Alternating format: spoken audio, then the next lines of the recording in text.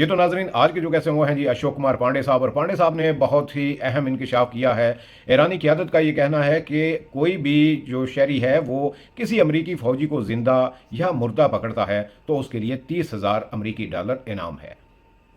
America के इत्तेहादियों का ये कहना है कि ट्रंप साहब अब बस करें, क्योंकि ये जंग आपकी बस की बात नहीं है, आप ईरान को शिकस्त नहीं दे सकते। तो आइए पहले जी पांडे साहब की बातचीत सुनते हैं कि मज़ीद उन्होंने क्या कहा, उसके बाद बात करते हैं। जानता कि कल से क्या होगा। कल से जंग शुरू हो सकती है। जंग के हालात ये हैं कि ईरान ने यह ऐलान किया है कि किसी अमेरिकी सैनिक को मारने या पकड़ने वाले को $30,000, यानी अगर हिंदुस्तानी तरीके से हम देखें तो 28 लाख रुपए का इनाम दिया जाएगा।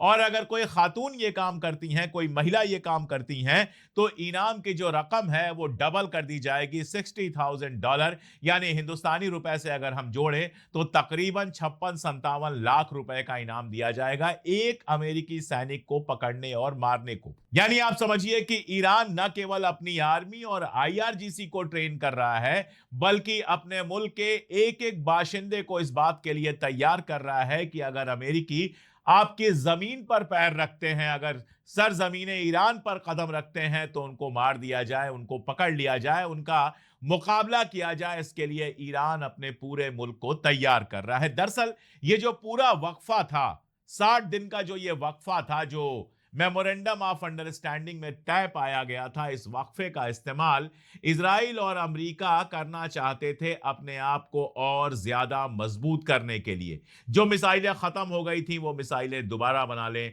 जो अड्डे उड़ा दिए गए थे वो अड्डे दोबारा बना लें। ये सारी चीजें करने के लिए अमेरिका और इजराइल ने 60 दिन का वक्त लिया था। ईरान इस बात को अच्छे तरीके से जानता था। ईरान को मालूम था कि अमेरिका ईमानदार नहीं है। ईरान को मालूम था कि दुनिया की सबसे ज्यादा गंदगी जहां पर हो वो भी साफ हो सकता है, काले रंग का कपड़ा सफेद रंग का बन सकता है, लेकिन अमेरिका और इजराइल की नीयत कभी साफ नहीं हो सकती।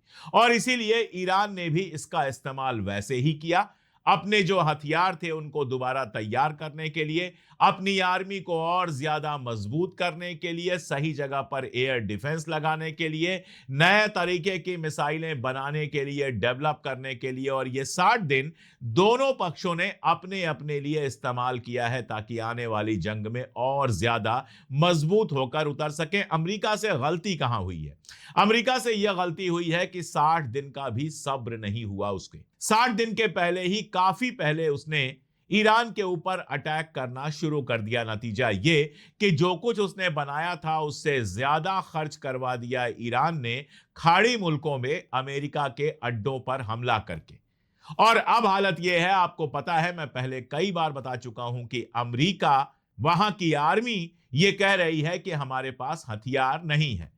यानी जो सोचा था, जो प्लानिंग की थी कि हम और मजबूत हो जाएंगे, इजराइल तो हो सकता है हो गया हो, इजराइल तो हो सकता है कि और कुछ नए हथियार उन्होंने बना लिए हों, जो तोड़ फोड़ हुई थी उसको ठीक कर दिया हो, क्योंकि सरजमीने इजराइल पर किसी तरह की कोई लड़ाई नहीं हुई। लेकिन अमेरिका और ज्यादा कमजोर हुआ है, और यही वजह है कि खाड़ी मुल्कों से यह खबर आ रही है कि इन समझौतों को लेकर जो 60 दिन वाली जो बातचीत थी वो टूटने के बाद अब उनका नुकसान और ज्यादा होगा। इसलिए ये खाड़ी मुल्क जो हैं वो अमेरिका से बेहद नाराज हैं।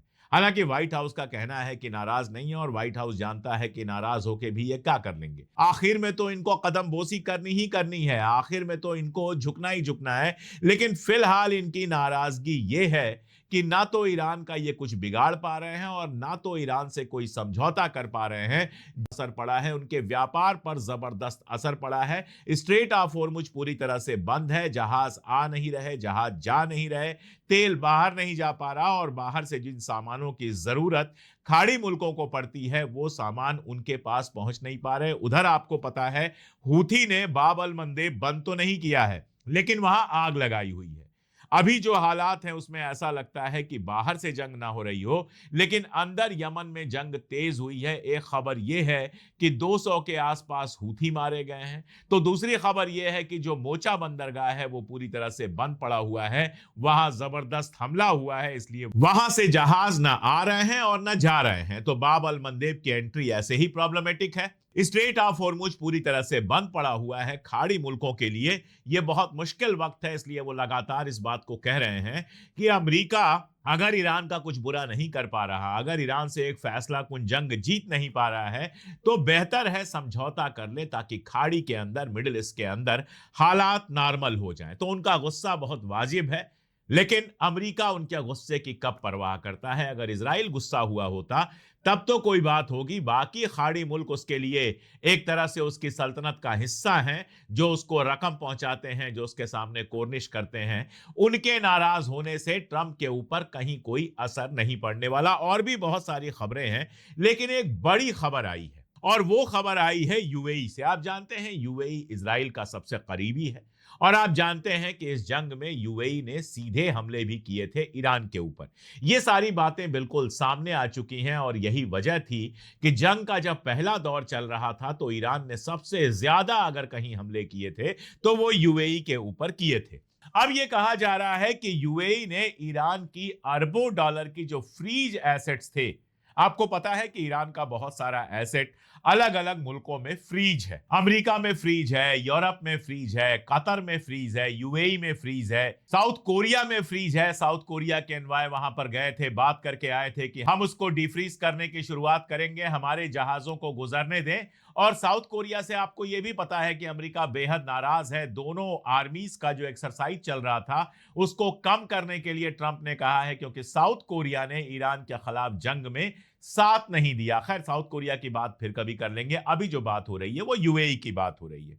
यूएई के बारे में कहा जा रहा है कि अरबों डॉलर का जो फ्रीज एसेट ईरान का यूएई ने दबा कर रखा था वो रिलीज किया है। कहा जा रहा है एक जहाज यूएई से ईरान गया है, जिसमें 2 टन सोना है, जिसका कीमत जो है वो 28.3 करोड़ डॉलर बताई जा रही है। इसके अलावा काफी पैसा भी साथ में भेजा गया है। 11 और 12 अगस्त को कहा जा रहा है कि कुछ जहाज अबू धाबी से तेहरान के मेहराबाद और करज के पयाम एयरपोर्ट पर पहुंचे और 1 घंटे वहां रहने के बाद वापस लौट आए। और जो बताया जा रहा है वो ये कि 2 टन सोना है इसमें, और इसके अलावा काफी पैसा भेजा गया है। कुल मिलाजुलाकर 3 अरब डॉलर की संपत्ति ईरान को भेजी गई है, ऐसा कहा जा रहा है। हालांकि यूएई की तरफ से ऐसा नहीं माना जाएगा, कभी नहीं माना जाएगा। यूएई इस बात को कैसे मान सकता है कि उसने ईरान को पैसा दिया है। लेकिन कहा यह भी जा रहा है कि ईरानी एयरलाइन को 15 पुराने पैसेंजर प्लेन खरीदने की इजाजत दी गई है, जिसमें बोइंग 777 और बोइंग 737 के अलावा एयरबस 320 भी शामिल है। अब देखिए, अगर यूएई ने यह पैसा और यह सोना भेजा है तो बिना अमेरिका की इजाजत के यूएई ये काम नहीं कर सकता है। जब तक अमेरिका इसको हरी झंडी नहीं दिखाएगा, ग्रीन फ्लैग नहीं करेगा, तब तक यूएई की हिम्मत नहीं है कि वो एक भी रुपए ईरान में पहुंचा सके। और इसके लिए इजराइल से भी ओके लिया होगा यूएई ने। इसका मानी क्या है? इसका मानी यह है कि ट्रंप शर्तें पूरी तो कर रहे हैं, लेकिन खुल के नहीं कर रहे हैं। यह बिल्कुल मुमकिन है कि ट्रंप ने ईरान से कहा हो कि देखो भाई, हम तुम्हारी सारी शर्तें मानेंगे, लेकिन खुल के मानेंगे तो दुनिया में बहुत ज्यादा बेइज्जती हो जाएगी, तो हम चुपचाप मानेंगे, हमारे यहां से तो पैसा अभी नहीं जाएगा, लेकिन यूएई, कतर, साउथ कोरिया, इस तरह की कंट्रीज में जो तुम्हारे फ्रीज्ड एसेट्स हैं वो धीरे धीरे खुलने शुरू हो जाएंगे, और साथ में हम घोषणा नहीं करेंगे, हम ऐलान नहीं करेंगे, लेकिन तुम्हारे सैंक्शन भी हम धीरे धीरे कम करेंगे। ये हो सकता है हुआ हो, ये बिल्कुल मुमकिन है। एक और खबर है जिसको इसके साथ जोड़कर देखेंगे तो शायद चीजें थोड़ा समझ में आए। जेराड कुशनर को आप जानते हैं, ट्रंप का दामाद है और एनवाय है एक तरह से, जो पीस प्रोसेस चल रहा है गजा में, उसके अंदर। तो गजा में बताया जा रहा है कि जो पीस प्रोसेस चल रहा है, जो ट्रंप प्लान है, उसको लागू करने के लिए इजराइल के ऊपर प्रेशर बनाने के लिए जेराड कुशनर गया हुआ था कतर। और कतर में जो हमास के हेड हैं उनसे मुलाकात हुई जेराड कुशनर की, और वहां पर डी आर्मामेंट वगैरह की बात हुई कि कैसे हमास हथियार छोड़ेगा, कैसे उस मामले में आगे बढ़ा जाएगा। इसके तुरंत बाद खबर आती है कि कतर से अमेरिका लौटने की जगह जेराड कुशनर जाता है इजराइल, और इजराइल में उसके मुलाकात होती है नेतन्याहू से। अब इसमें क्या हुआ होगा? आपको कहानी पता है कि हमास कह रहा है हम हथियार छोड़ने को तैयार हैं, और ना केवल हम हथियार छोड़ने को तैयार हैं बल्कि जो गजा पीस प्लान है ट्रंप का उसको भी लागू कराने को हम तैयार हैं। ये बात लगातार कह रहा है हमास, और हमास के साथ जो दूसरे ऑर्गेनाइजेशंस हैं वो भी कह रहे हैं। लेकिन उनकी शर्त बिल्कुल साफ है कि हम गद्दी छोड़ देंगे, हमारी जगह आप सिविलियन ऑफिसर्स को बिठा दीजिए जो यहां का एडमिनिस्ट्रेशन संभालेंगे रोज बरोज का। लेकिन उसके पहले इजराइल को अपनी आर्मी को पीछे हटाना होगा। जब तक इजराइल की आर्मी गजा की जमीन पर है तब तक हम हथियार नहीं छोड़ेंगे। येलो लाइन जो बनी थी उसके पीछे हटना पड़ेगा इजराइल को, और फिर फाइनली पूरे गजा से हटना पड़ेगा इजराइल को। यह शर्त रखी थी हमास ने, और नेतन्याहू का कहना था कि हम गजा को बिल्कुल नहीं छोड़ेंगे, फलस्तीन को कभी आजाद मुल्क अपने जीते जी मैं नहीं बनने दूंगा, और अपनी आर्मी हम वहां से नहीं हटाएंगे। अब जो बातचीत पूरी हुई थी, जो सीज फायर हुआ था गजा के साथ, या यूं कहें कि फलस्तीन के साथ, या यूं कहें कि हमास के साथ, जो सीज फायर हुआ था उसमें यह शर्त थी कि इजराइल अपनी आर्मी को हटाएगा, पहले येलो लाइन पे रखेगा, फिर और पीछे आएगा, और फिर फाइनली वहां से हटा लेगा। ये तय पाया गया था। तो ट्रंप का अगर पीस प्लान लागू होना है, ट्रंप का अगर गजा पीस प्लान लागू होना है, तो उसके लिए सबसे जरूरी है कि जो सीज फायर ट्रंप ने करवाया था उस सीज फायर को लागू किया जाए। तो उसकी एक शर्त यह है कि हमास हथियार छोड़े, हमास उसके लिए तैयार है, लेकिन दूसरी शर्त यह है कि इजराइल अपनी आर्मी को हटाए, इजराइल उसके लिए तैयार नहीं है। अब इस बैकग्राउंड में इन मुलाकातों को आप देखिए। जेराड कुशनर जब वहां गए होंगे तो हमास ने यह बताया होगा कि हम तो हथियार छोड़ने को तैयार हैं, लेकिन सीज फायर की दूसरी शर्त भी पूरी कराइए, इजराइल को पीछे हटाइए। और मुझे लगता है कि जेराड कुशनर इजराइल में नेतन्याहू को यही कहने गए हैं कि अपनी आर्मी को गजा से पीछे हटाना शुरू करो। यह बात मैं क्यों कह रहा हूं? मैं इसलिए कह रहा हूं कि इजराइल के अखबार जिस तरह से इस खबर को छाप रहे हैं उसमें यह कहा जा रहा है कि अमेरिका इजराइल के ऊपर गजा पीस प्लान लागू करने के लिए प्रेशर बना रहा है। और गजा पीस प्लान लागू करने के लिए प्रेशर किस चीज पे बनाया जाएगा? प्रेशर सिर्फ इस चीज पे बनाया जा सकता है कि अपनी आर्मी को वहां से पीछे हटाओ। इधर आप जानते हैं कि इजराइल के अंदर प्राइमरी हो रहा है, वहां भी अमेरिका की तरह प्राइमरी होता है। नेतन्याहू की जो लिकुड पार्टी है उसके कौन से कैंडिडेट होंगे यह तय करने के लिए प्राइमरी चल रहा है। इलेक्शन कभी भी होने वाला है। नेतन्याहू की दिक्कत यह है कि अगर गजा से वो पीछे हटा लेता है अपनी आर्मी को, लेबनान में भी कुछ खास नहीं कर पाता है, और ईरान का वार भी दोबारा शुरू नहीं होता है, तो उसके जो विरोधी हैं वो वहां पर सवाल पूछना शुरू करेंगे और कहेंगे कि हर जगह हम हारे, मिला क्या आखिर इजराइल को इतने पैसे और इतने आर्मी के जवान खर्च करने के बाद भी इजराइल को मिला क्या? तो उसके लिए यह मानना मुश्किल है, लेकिन ट्रंप के लिए कोई एक चीज जरूरी है। कहीं एक उसको जगह उसको दिखाना पड़ेगा कि हम जो चाहते थे हमने किया, जिसको वो मिड टर्म इलेक्शन में अपनी पीठ ठोकने के लिए इस्तेमाल कर सके। ईरान में उसके समझ में आ गया है कि पीठ ठोकने के लिए कुछ नहीं कर सकते हम। अगर दोबारा जंग शुरू होगी, और वो हो सकती है, तो रोज अमेरिकी आर्मी के लोगों के मरने की खबर आएगी, अमेरिकी अड्डों के उड़ने की खबर आएगी, और इजराइल के अंदर भी बम गिरेंगे। लड़ाई लगातार बड़ी होती चली जाएगी, और जमीन पे पैर रखने की कोशिश की तब तो कितने अमेरिकी सैनिक मारे जाएंगे ये गिन पाना भी मुश्किल होगा। तो मुझे लगता है कि यूएई से पैसे दिलवा के कुछ और करके ईरान से वो किसी तरह से कोई समझौता चाहता है, और गजा में चाहता है कि ये पीस प्लान पूरी तरह से लागू हो जाए, कम से कम लागू होना शुरू हो जाए। हमास अपने हथियार रख दे, बिल्डिंग्स कुछ बननी शुरू हो जाए जिनकी तस्वीरें और बाकी सारी चीजें लगाकर वो अमेरिका में ये बता सके कि हमारी जीत हुई है। लेकिन नेतन्याहू क्या उसका खेल पूरा होने देगा? मुझे लगता नहीं है कि वो पूरा होने देगा, क्योंकि इधर कुशनेर से मुलाकात हुई और उसके बाद फिर गजा में बमबारी शुरू हो गई जिसमें कई लोग मारे गए।